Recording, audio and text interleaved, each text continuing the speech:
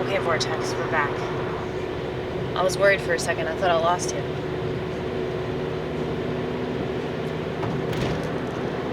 This is such a lovely day. I think that we're going to go out and take a walk. We're going to make some coffee. We already had one cup, but it's not enough. We need another one, damn it. So, we're going to make a pot, in fact. And then we're going to take a walk.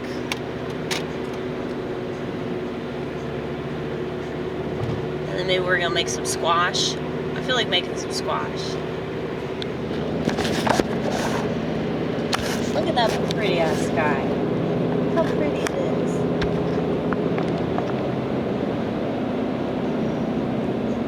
But yeah, I just spent Thanksgiving brunch with my parents and their friends and their granddaughter. And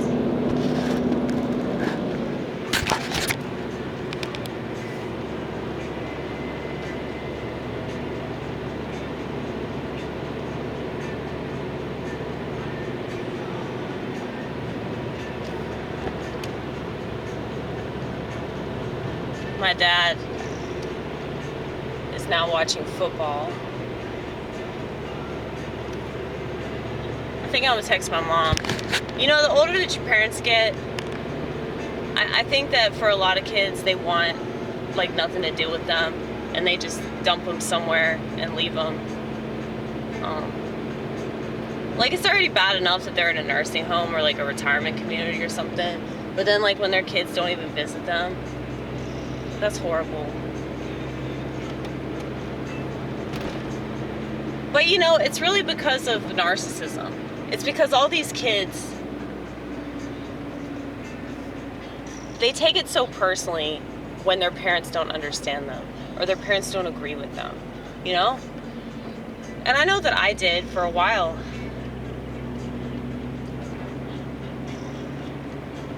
But I try not to take anything personally, because unless people say something and they're like purposely being hurtful, and maybe people just can't like gauge whether or not somebody's doing that, because if people think that, did you see that guy? He was like staring directly at us. It was really awkward. Yeah, a lot of people can't seem to gauge whether or not somebody's actually like attacking them, or you know, they're just whining.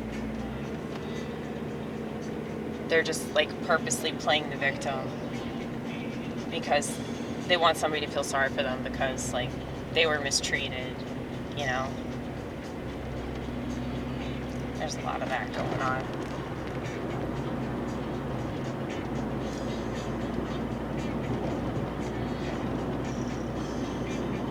But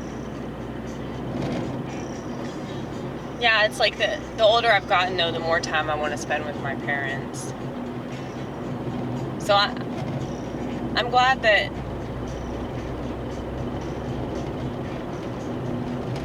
you know, I got my rebellious phase out of the way. You know, that's what my 20s were for. You know, excessive drinking, chain smoking, fucking random people, destroying romantic relationships, clawing my way out of them, rather. What else?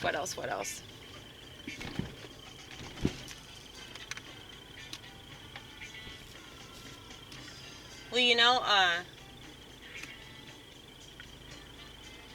turned 27, like, when I started working at Steak and Shake, and I think that's when I really started to change, because, like, my last serious boyfriend, you know, he was like, you've changed a lot since you started working there. Because I think it just allowed me to come into my own. You know, because if it weren't for restaurant work, I don't think that I would be like so passionate about the things that I believe in. Just like utilitarianism, which I didn't discover until like maybe like a month and a half ago. I was like, oh, that's what I am. That's what I do. It's kind of like when I learned about agorism. Agorism is basically libertarian philosophy fully applied. You know, where you take responsibility for your life. And I know in certain regards, you know, like I don't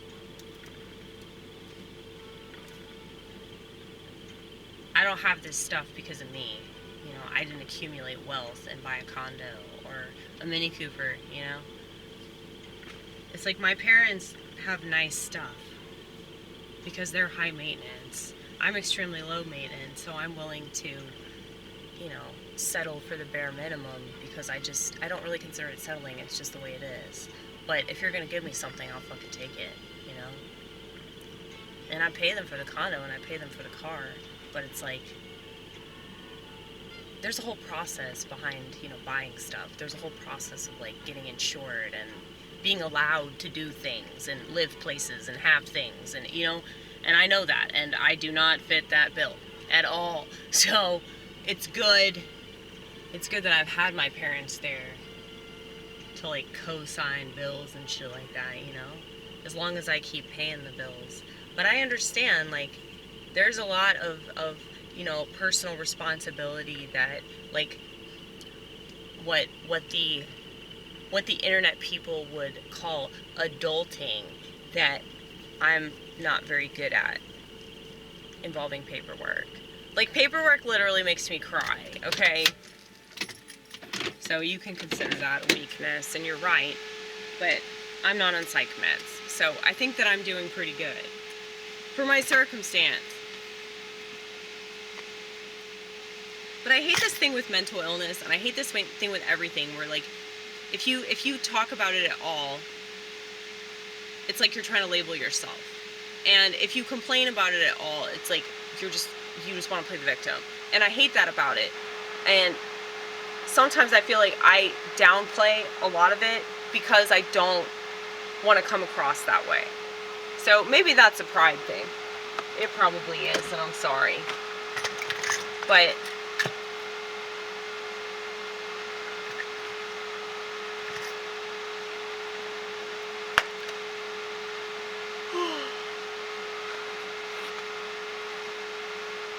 I ate a lot today.